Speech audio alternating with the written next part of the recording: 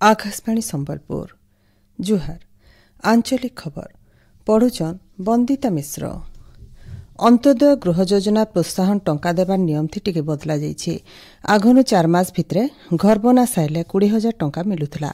एतकर 4 मास बदले 6 मास भितरे घर तैयार सरले भिल 20,000 तक प्रोत्साहन टंका दिया जिबा।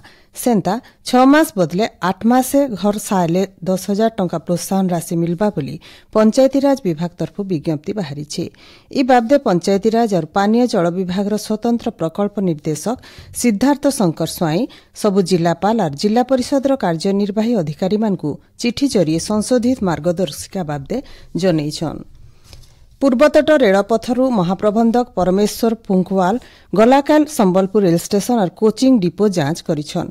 इतार सहित यात्री सुविधा चालुथिबार विकासमूलक काम और भित्तिभूमि उन्नति कामर भी से समीक्षा करिछन। मंडल प्रबंधककर कार्यालय सम्मिलनी कक्षन श्री फुंखवाल गुटे बैठक करिथिले। इथि मंडल सबु विभाग पर्यवेक्षक मानकर संगे आलोचना हेतिला।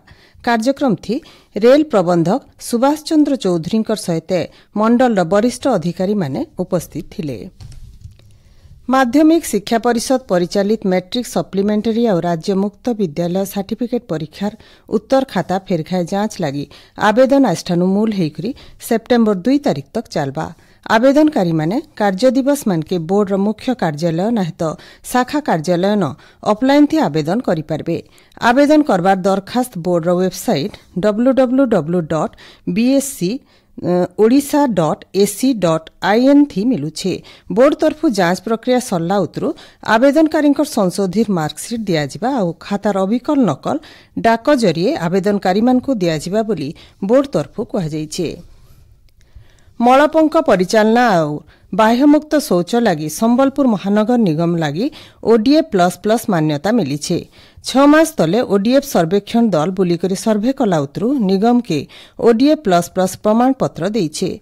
खुलान मलत्याग बंद हेबार स्वेरेज व्यवस्था सहित मलपंक परिचालना क्षेत्र भल प्रदर्शन करिथिबानु मान्यता मिली।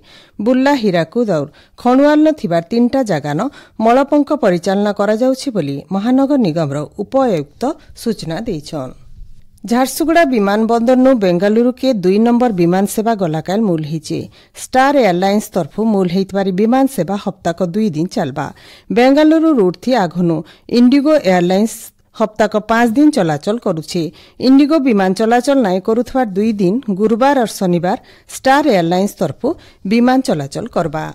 देवगढ़ जिला सम्मिलनी कक्षन विपर्यय परिचालना लगी पंचायत कार्यनिर्वाही अधिकारी मान प्रशिक्षण शिविर हो जाइए। जिला जरूरीकालीन अधिकारी हेमंत कुमार सिंह इति जोग देकरी प्राकृतिक विपर्यय समय थी साधारण लोके इतार मुकाबिला करबार बाबदे तालीम देथिले। नुआपड़ा जिला आदिम जनजाति चाकोटिया भुंजियांकर अधिष्ठात्री देवी मां सुनादेईंकर नुआखाई परब पालित हो जाइए। भूदो मासर 19 तिथि न मां सुनादेईंकर पीठन नुआखाई करा जायसी। ई परब पालन लगी 10 भाई 84टा टिकिरी गाँ न आसिकरी सामिल हेसन। मां सुनादेई कलासी देहती आसिकरी नुआ शस्य ग्रहण करबार सहित सभे गुटे ठाने नुआखाई करिकरी जुहार भेट हेसन। नुआपड़ा जिलार गाँ इलाका न आज भी प्राचीन परंपरा रोग भसाणी करा जाउछि। आगर काले महामारी के दूर करबार लगी भिन्न भिन्न रकमर डाल के नेकरी जुए लगेकरी से कुहलाथी नगर परिक्रमा करुथिले। आज खड़ियाल ब्लॉक बेन्द्राबाहाल गाँ न ई रोग भसाणी कार्यक्रम हो जाइछे। गुजरात अहमदाबाद ठाने आजठानु राज्य गोष्ठी भारोत्तोलन चैंपियनशिप मूल हेबा।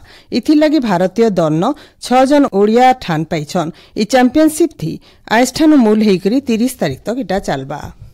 चेन्नई न चलीथिबार 64 नंबर जातीय अंतरराज्य वरिष्ठ दौड़कुद प्रतियोगिता थी ओडिशार धावक अनिमेष कुजुर 200 मीटर पुरुष दौड़ थी स्वर्ण पदक जीतिछन।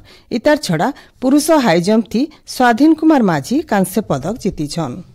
गांगेय पश्चिमबंग उपत्यका और तार पाखर इलाका न गोटे लघुचाप क्षेत्र तैयार होइछे। इतार प्रभाव थी आबा 4 दिन तक राज्यर भिन्न भिन्न जगह न जबर वर्षा हेबा बोली भुवनेश्वर आंचलिक पाणीपाग विज्ञान केन्द्र तरफु अनुमान करा जाइछे। आबा 24 घंटा भितरे सुंदरगढ़ झारसुगुड़ा केन्दुझर और मयूरभंज न घड़घड़ी संगे अति जबर वर्षा हेई पारे बोली पाणीपाग केन्द्र तरफु सतर्क करा जाइछे। हीराकु जलभंडार इहादे 8टा गेट देइकरी बढ़ी पानी छड़ा जाउछे। सकाल 6 बजे तक जलभंडार जलस्तर 621.58 फुट रहिछे। एचनीर आंचलिक खबर इन शेषला आरबेलर आंचलिक खबर सुनी पारबे राति 7:02 थी जुहार।